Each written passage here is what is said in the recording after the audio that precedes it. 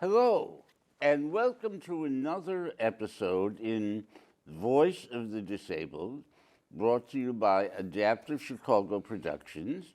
I'm Joel Margolis, your host, and with me today is Mr. Rob Rotman, who has been both an actor and a playwright, lives here in Chicago, and is with me today to talk about the work of the director Frank Galatti and an unusual sensitivity that he displayed, a sensitivity towards people in disadvantaged groups. Rob, it's my understanding that Frank Galatti was a theater director here in Chicago for many years. Yes, this is the picture of Mr. Galatti. He passed away recently. I understand, was born in Highland Park, spent most of his whole life really in the Chicago area. He taught at Northwestern University, was a member of Steppenwolf Theater Ensemble, and of course was a resident artist at the Goodman. Now, I guess, I know I've talked a little about this before, but he is the man that directed Susan Nussbaum in the play She Always Said Pablo, about the life of Gertrude Stein and Alice B. Toklas, and Pablo Picasso. And we'll be talking about that shortly. Right, and so the way I found out about Frank Galatti was I was sitting in my final year of grad school, sitting in the University of Iowa Library reading Variety, and I read about this play production at the Goodman called She Always Said Pablo, starring Susan Nussbaum, directed by Frank Galatti. Now here is a scene from the play where Susan, of course, played Gertrude Stein. If people don't know, she was a very famous author, poet, activist in the last century. She and her partner, Alice B. Toklas, lived in Paris. They were emigres, and they had a little cafe on the West Bank or the East Bank in Paris, where so many famous people entertained. And it really involves around their relationship with Pablo Picasso, the great sculptor, painter of the last century. Now, some people at this point might be asking, well, what's so special about a theater director directing a play about a pair of women who were figures in the world of the arts and intellectual life? But apparently there was more to it than that. Well, Frank Galatti was gay. He and his husband, I guess, Peter Amster, were together for a long time. So I think it's kind of, he was looking at their lives through the lives of a couple in the, who, were basically, I suppose, in a sense, closeted. So I think he had an interesting look at his relationship with Peter Amster and, their relationship in the last century. What's interesting, Joel, is, when, he did direct Susan in She Always Said Pablo, some people objected to it. Here's a quote from the old Performing newspaper with a critic who said, I don't think director Frank Galatti cast her because he had designs about using her infirmity. Now, nevertheless, it had its impact. You would expect Gertrude Stein to be strong, imposing, solid, And instead, you got somebody whose body's been broken, this very frail woman. So I feel this critic is talking to her as a figure of pity. And I know Frank Galatti made a statement that, no, I cast Susan Nussbaum because of her courage and, her humor. That's why I cast her. I did not cast her out as a figure of pity. Let's back up for a moment Sure. so that our audience can get more of a sense of how all of this is framed. Right. Now, this play, Right. She Always Said Pablo, which was done at the Goodman, Goodman Theater in Theater, Chicago, okay, revolved largely around the lives of Gertrude Stein and Alice B. Toklas, who were both American expatriates who lived in Paris for many years. I believe they went there even before 1920 I believe, yep. and stayed for more than 25 Right. years, okay? However, some of our viewers might be saying, well, what's the big deal about American artists or American intellectuals going to Paris? That's been going on for, Right. over 150 years, Right. probably 200 years. But there were some special features in this case. Gertrude Stein and Alice Toklas were a lesbian couple, correct? Yes. And they had to deal with the very strong prejudices against gay people in the United States and much of the Western world Right. in the first half of the 20th century. Do you think in going to Paris they hoped to find a more liberal social atmosphere? Right. Okay. So they set up housekeeping there. Right. Okay. Gotcha. And Gertrude Stein, I believe, wrote and published. But yes, a lot in Paris, yep.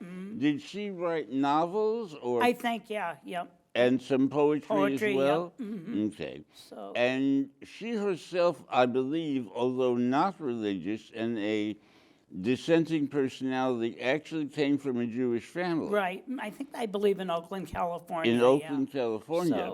So she was dealing with the fact that she was simultaneously a lesbian and a Jew, Right. okay, and living through the first half of the 20th century when anti-Semitism in Europe reached its most horrifying level. Right, Okay. and I know she dealt with, people in, Paris, like, I think Ezra Pound, who I believe was anti-Semitic. Yes, he and, was. Ernest Hemingway, so, there are all these people living in Paris who had their own prejudice and, Okay, so she was a complex personality Right. Who suffered from what we might say being Right. a member of multiple disadvantaged groups. Okay, okay, And so I think, of course, Frank was also a member of the Steppenwolf Theater Company, as he directed a very good revival of the show Born Yesterday there with John Mahoney and Glenn Headley, the late Glenn Headley. He directed The Royal Family, I believe, by George S. Kaufman and Edna Ferber, about kind of a takeoff on the Barrymores. And I suppose his most famous show at Steppenwolf was The Grapes of Wrath, Aha. which, Mr. Galatti, Professor Galatti, was known for taking texts like novels and putting them on stage, a version of story theater.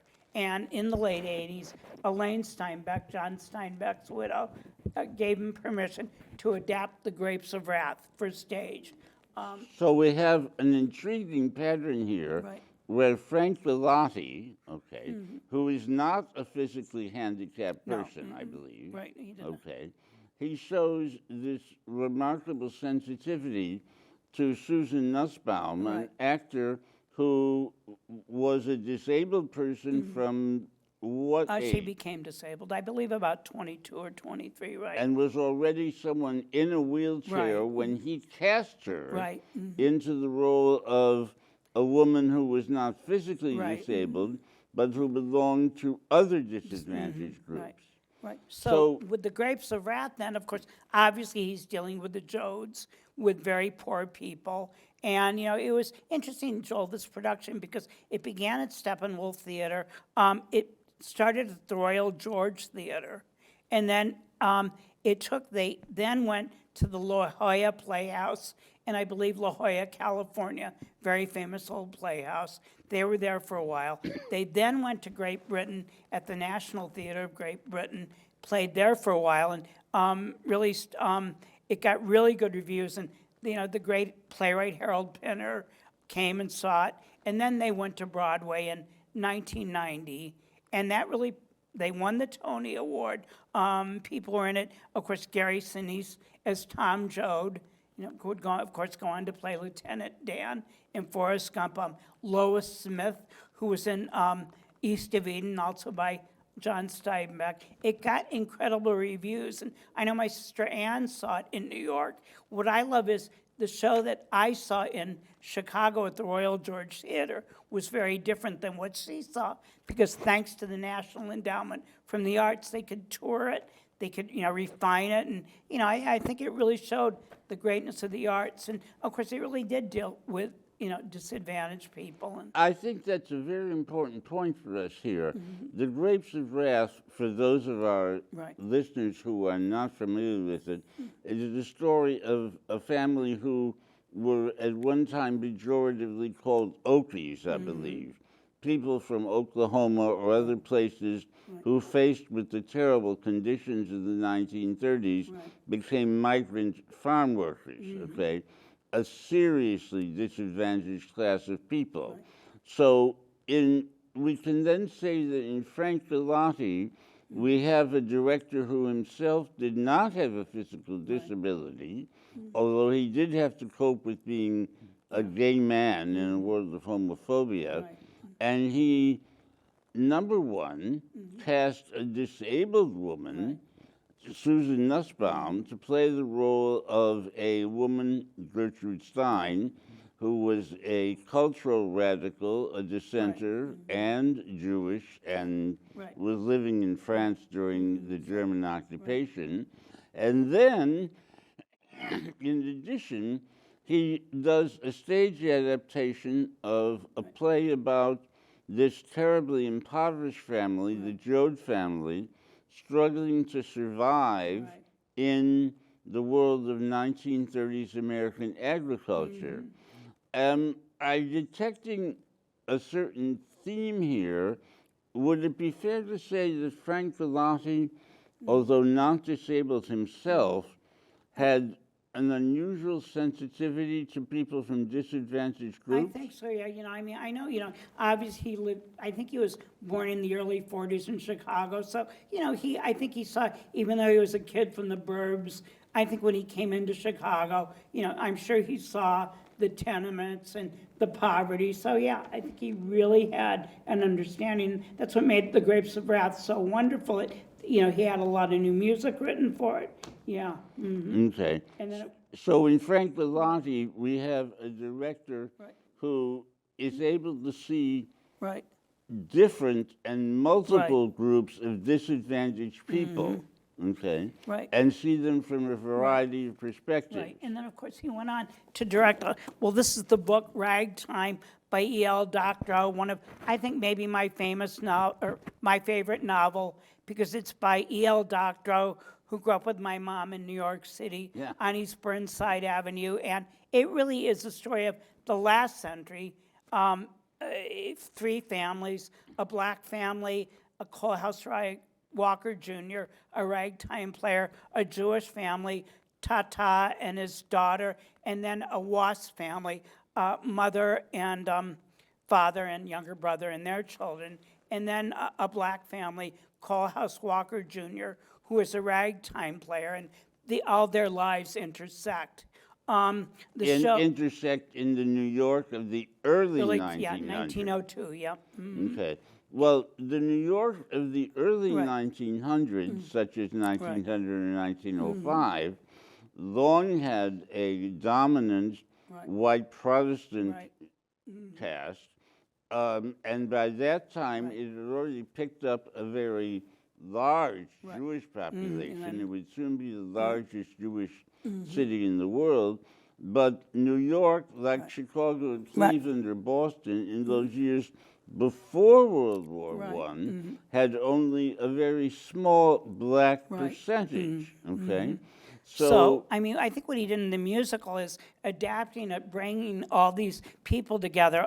The show, this is a program, it had a book by the great playwright Terrence McNally, who wrote, if people have seen Love, Valor, and Compassion, he wrote The Ritz, which was the show that Rita Moreno won her Tony for, and then the book was by Terrence McNally, and then the score was by Lynn Aron and Stephen Flattery. And I think they really produce some of the most beautiful music that has been written for the Broadway stage in a long time. And of course, he also uses famous people, Dr. Odin Galati, Harry Houdini, the magician, Emma Goldman, the radical anarchist activist, Henry Ford, who I guess I owe a lot to, the founder of Ford Motor Company, and all these lives interact. It is just so brilliant the way he does it.